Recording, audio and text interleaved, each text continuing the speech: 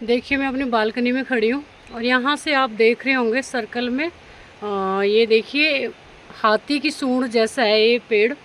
और इसके साथ ही देखो ये इसकी कमर पे सीधा पेड़ है। तो ये देखिए बिल्कुल हाथी लग रहा है। आइज भी है इसकी, देखिए बिल्कुल दांत भी दिखाई दे रहे हैं, बिल्कुल हाथी है। तो इस तरह से मैं अपने पेड़ों को देखती रहती हूँ और खुद ही खुश होती रहती हूँ और सारी टेंशन बिल्कुल ही ख़त्म हो जाती है। टेंशन तो मुझे वैसे भी नहीं होती, पर इनको देख के ना बड़ा सुकून सा मिलता है। देखिए आपको सूंड भी दिखाई दे रही होगी, आइज भी, और दांत भी दिखाई दे रहे होंगे। तो बताइएगा ज़रूर कैसा लगा। तो हर पेड़ की सुंदरता मैं ऐसे निहारती हूँ, उसमें कुछ ना कुछ मेरे को मिल ही जाता है।